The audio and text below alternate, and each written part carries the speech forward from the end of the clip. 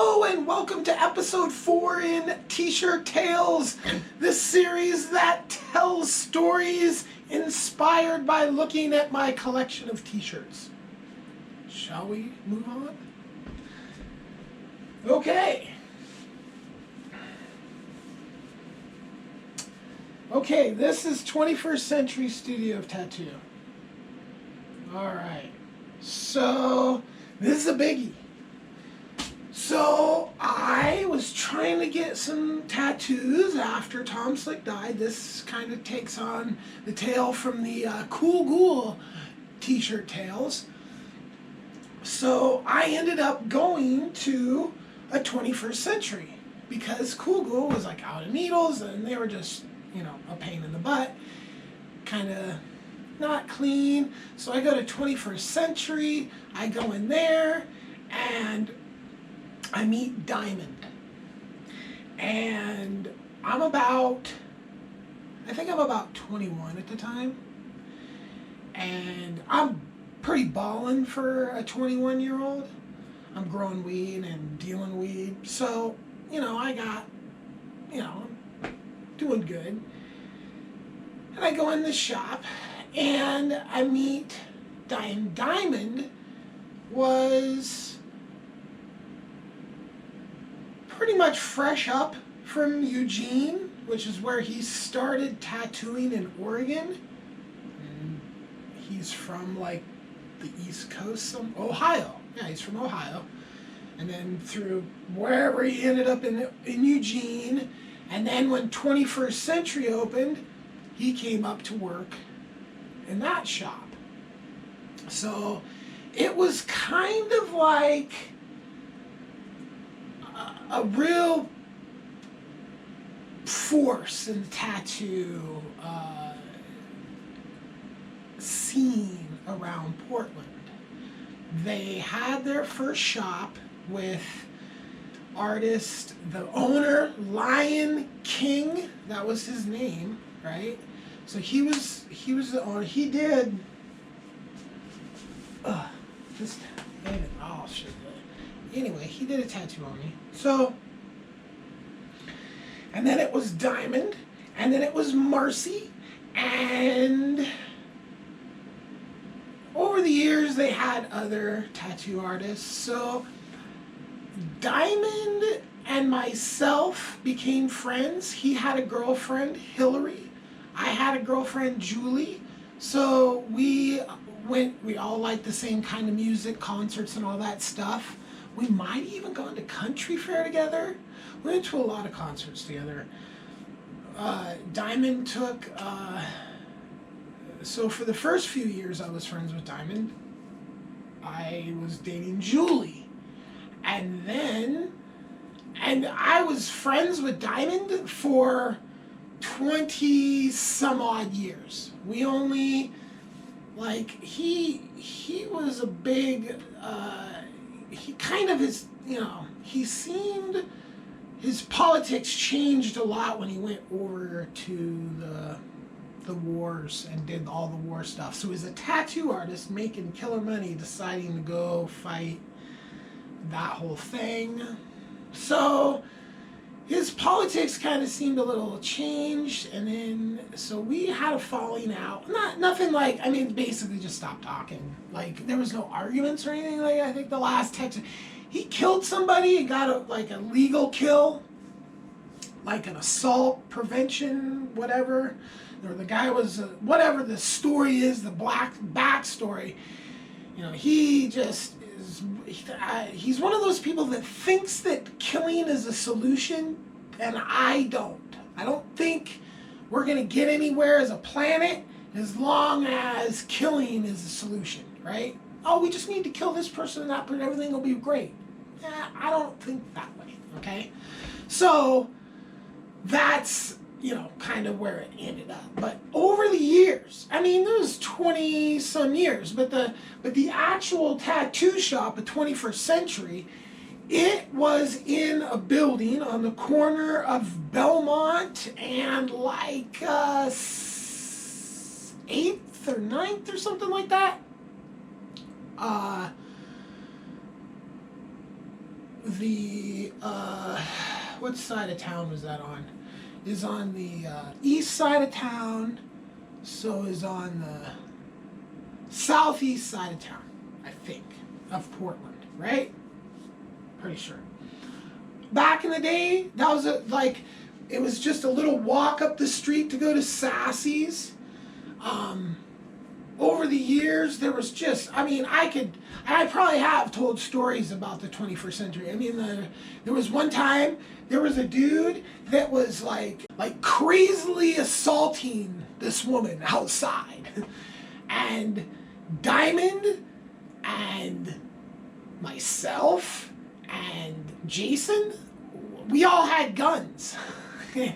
And, you know, this guy's freaking in this chick's window, and just it's just this crazy scene, and like we're all there with, you know, and this is 93 or something like this, you know, 94, you know, something like this. I used to carry a gun for self-protection. I mean, it wasn't uncommon for me to have a bunch of cash. So having a bunch of cash, gun protecting me, so whatever. So, you know, and the guy came, cops came, and guy got arrested, and, you know, and the place that they originally were in, it was like upstairs was like a apartment complex for like crazy people, or people just coming out of homelessness, or people just coming out of prison, or people coming off of drugs. Like that kind of people were in the building above, and they started a fire inadvertently. The building caught fire, and all the water being pumped into the building came down into the tattoo shop. And so I actually helped, they moved, they got another huge building, which at the time, apparently it was the largest square footage tattoo studio in the whole world. It was big, right? And so I was like growing weed, smuggling weed, doing all this shit. I had a bunch of extra money. I didn't, you know, really didn't have, I was blowing glass. What was I doing at the time? I was being me. So I was there helping them. Like I was just like, boom, night after night after night. And we turned this freaking, you know, this space into a really nice studio. And that studio became huge. They even opened a little snack bar, deli type of thing in the corner. They had a whole piercing section. They had, I mean, it was really amazing. Yeah. And then, and in that time, I like progressed to, you know, insanely like airplanes full of weed across the border level shit, right? In that time, right? However long. So then when I was in prison, that whole shop disintegrated. And apparently it disintegrated behind Lion's mismanagement. And this Lion, I could do freaking probably a whole videos about just that guy. He was a pretty interesting fellow. And, you know, he just started down the road of partying like seriously hardcore. Just doing really hardcore all the time, right? Not a good recipe for running a business, right? So, while I'm in prison, they completely run that shop into the ground. And it dies. And that was it. Now, all those artists all those artists went and opened their own tattoo shops. Marcy, I think she might still be like a couple blocks up from where the original shop was, and her shop was very nice. Diamond, I noticed that I think this is his shop now, so that's his shop. So that, I mean, and he's been in there, you know, in like a little strip mall type thing for I don't know if he's still there or not, but I mean, he was in that same spot for like a decade or something like that, you know, quite a while. Yeah, there's absolutely no stories that go along with this other than the silly promotion I tried to do, cross promotion. So I had some really very nice tattoo models. Very nice. They were very nice. Very nice girls. They were tattoo models. And I had them in town, and we tried to do a promotion where they on the Twitter would say, hey, come see us. And no one showed up. So that's pretty much the only timeless tattoo story I can tell. Now, the 21st century, I mean, that was like where I got the tribal tattoos here, here, here, here. All the work that's colorful was all done at Timeless Tattoo. Okay, not really doing an expose of my tattoos right now, but it was years. Diamond tattooed me for like 20 years or something, right? I only got like one tattoo from somebody else, or two or three, or never mind. There's like 4 or 5 other tattoos I think I got from other people. So anyway, so that studio in the early days was just, and in the early days, and really until I went to prison, because it was such a hip crowd.